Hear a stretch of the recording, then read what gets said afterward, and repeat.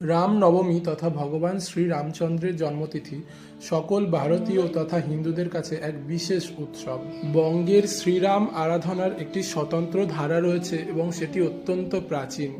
পাল এবং সেন যুগের রাজারামের মূর্তিও বঙ্গে পাওয়া যায়। তাই রঘুবীর আমাদের একান্ত আপন এবং কাছে। ছোটবেলা থেকে দাদু ঠাকুমার মুখে কৃত্তিবাসী রামায়ণের গল্প শুনে আমরা বড় হয়েছি।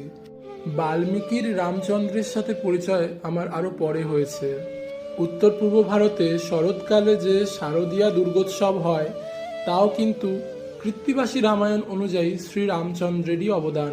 আবার হরি অনন্ত হরি কথা অনন্ত, তাই অনন্ত এই রামচন্দ্রের মহিমা কীর্তন শুরু করলে তা শেষ করা কঠিন। পশ্চিমবঙ্গের বুকে এইবারের রামনবমী একেবারেই অন্যরকম, কারণ আমরা এক পাশে বাংলাদেশে দেখতে পাচ্ছি সংখ্যালঘু হিন্দুদের ওপর কি চরম নির্যাতন নেমে এসেছে, আবার পশ্চিমবঙ্গেও বিভিন্ন জায়গায় হিন্দুদের ওপর নানান রকম অত্যাচারের ঘটনা উঠে এসেছে। আর আমার মতোই সকল বাঙালির বিশ্বাস যে হিন্দুদের ঐক্যবদ্ধ করতে একমাত্র তারক ব্রহ্ম নাম অর্থাৎ শ্রী রামচন্দ্রের নামই পারে।